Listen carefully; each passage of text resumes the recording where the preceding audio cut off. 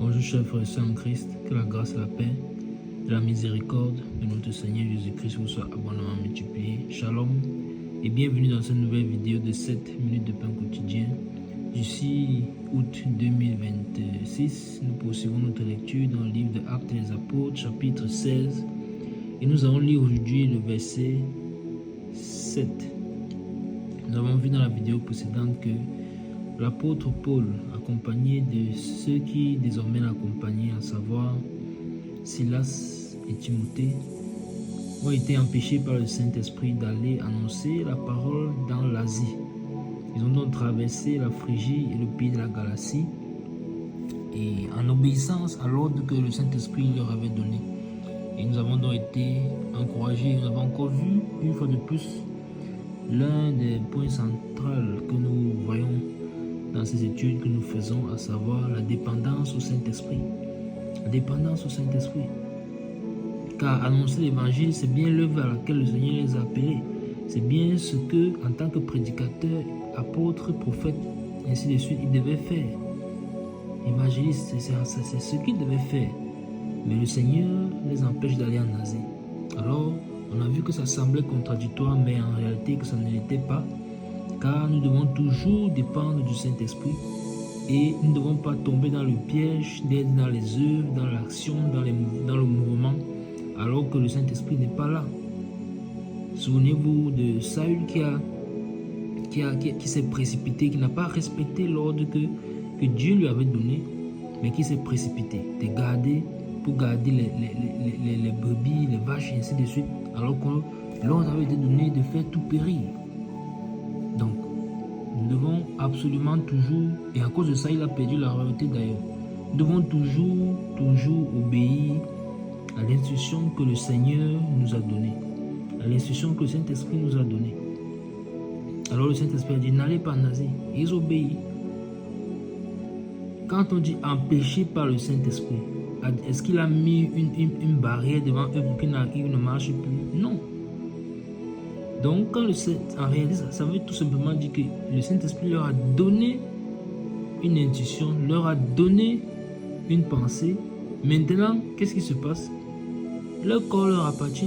C'est maintenant à eux d'obéir à cette instruction en ne se déplaçant pas vers le lieu que le Saint-Esprit vient de mettre d'abord en pause. Donc, les pieds ne doivent pas marcher vers là.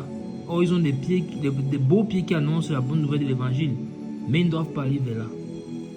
Donc, on voit bien que l'obéissance, en réalité, cette dépendance au Saint-Esprit, nous fait donc nous positionner. Quand nous avons reçu la direction du Seigneur, la direction du Saint-Esprit, nous nous positionnons en fonction de ce que nous avons reçu. Mais nous pouvons aussi décider de ne pas le faire, d'être dans la désobéissance. Mais c'est à nous, c'est nous qui porterons les conséquences. Et je suis sûr que plusieurs d'entre nous, nous sommes passés par là. Nous sommes tous passés par là. Alors, nous allons lire aujourd'hui le verset 7, puisque nous sommes posés la question, où vont-ils donc aller, puisque le Saint-Esprit les empêche d'aller en Asie? Que vont-ils donc faire? Alors, je vais lire le verset 7. Arrivé près de la Mysie, ils se disposaient à entrer en Bithynie, mais l'Esprit de Jésus ne leur permit pas. Amen. Alors, je vais relire une fois de plus ce verset 7. Arrivé près de la Mysie, ils se disposaient à entrer en Bithynie, mais l'Esprit de Jésus ne leur permit pas. Amen. Donc, encore une fois de plus, bis repetita. Bis repetita. Ils arrivent cette fois-ci maintenant donc, où près de la Mysie. La Mysie qui elle aussi est une province à l'ouest de l'Asie, l'Asie mineure. Ils arrivent là-bas, qu'est-ce qui se passe? Ils se disposent à entrer dans la ville. Qu'est-ce que ça signifie se disposer? Ça veut dire que ils n'entrent pas dans la ville, juste le Seigneur nous a envoyé, c'est l'ordre qu'il a donné. Il a dit, allez dans toutes les nations, faites tous les peuples, mes disciples, baptisez au nom du Père, du Fils et du Saint-Esprit, ainsi de suite. Non. Oui, ça c'est ce que le Seigneur a dit. Mais nous devons être conduits par le Saint-Esprit. Seigneur, qu'est-ce qu'on fait? Qu'est-ce qu'on fait? On entre dans cette ville, nous sommes disposés, nous sommes dans la prière, nous avons pris un temps de prière. pour entrer dans cette ville? Est-ce ta volonté? Es-tu avec nous? Nous accompagnes-tu? Le Saint-Esprit donne encore la réponse. Donc c'est ça, la disposition. C'est ce que signifie cette disposition. Ils ne sont donc pas entrés juste dans la vie. Cela nous encourage donc, enfin, pas nous encourage, cela nous rappelle donc comment nous devons fonctionner.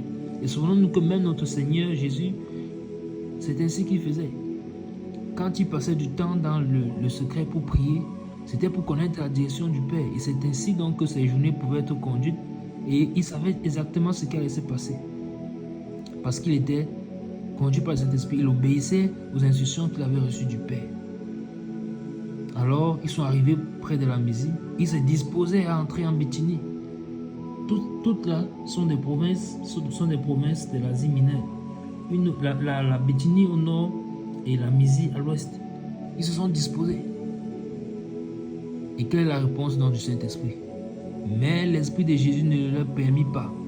Encore une fois de plus, le Saint-Esprit a donné sa réponse. Non, c'est pas le moment. C'est pas le moment. Donc, nous devons, encore une fois de plus, le Saint-Esprit ne fait qu'insister là-dessus, écouter sa voix, écouter sa voix, écouter sa voix, et lui être obéissant. Écouter sa voix, et lui être obéissant. Ils se sont donc retrouvés devant la même situation, on peut dire, où ils veulent entrer dans une contrée, ils veulent entrer dans une région, mais le Saint-Esprit ne leur permet pas cela. On comprend donc que ce voyage commence, ça peut être éprouvant, ça peut être difficile pour Timothée qui vient de se joindre à eux. Silas, il est quand même quitté d'Antioche avant d'arriver à Derbe, à Lystre. Il a déjà quand même marché avec l'apôtre Paul. Mais Timothée qu'on vient de prendre, Timothée qui vient d'entrer dans sa troupe, ça peut l'affecter. Ça peut l'affecter. Mais il faut connaître la direction du Seigneur. L'important, c'est de connaître la direction du Seigneur. Il ne suffit pas d'être dans les mouvements, d'être dans les conférences, les réunions, beaucoup de choses, plein d'activités, mais ne pas être dans l'agenda du Seigneur. C'est ça la pire des choses. Nous devons toujours chercher à être dans l'agenda du Seigneur. David, dans les chants, était dans l'agenda du Seigneur. Pourquoi? Parce que c'était le temps pour lui d'y être, afin d'y être formé. Joseph, dans la prison, c'était l'agenda du Seigneur. Parce que plus tard, il devait être dans la maison de Pharaon, servir, être la deuxième personnalité du royaume d'Égypte. Mais c'était le temps du Seigneur. Alors il nous faut être dans le temps du Seigneur. Il nous faut être dans le temps du Seigneur. Dans l'agenda du Seigneur. Ne pas rater les saisons qu'il avait nous. Oh Seigneur, fais-nous grâce, fais-moi grâce. Alors, une fois de plus, dépendre du Saint-Esprit. Dépendre du Saint-Esprit. Dépendre du Saint-Esprit. Nous ne cesserons jamais de le rappeler. Les Écritures nous le rappellent encore. De façon plus claire, ces deux versets nous l'ont rappelé clairement. Verset 6, verset 7.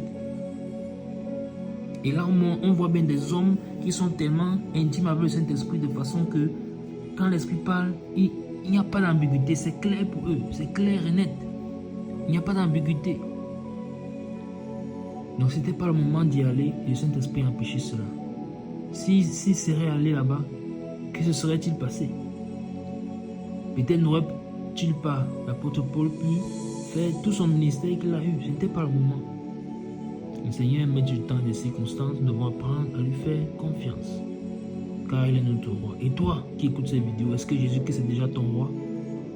Si tu n'es pas enfant de Dieu, tu n'as pas encore donné ta vie au Seigneur, il n'est pas encore ton roi.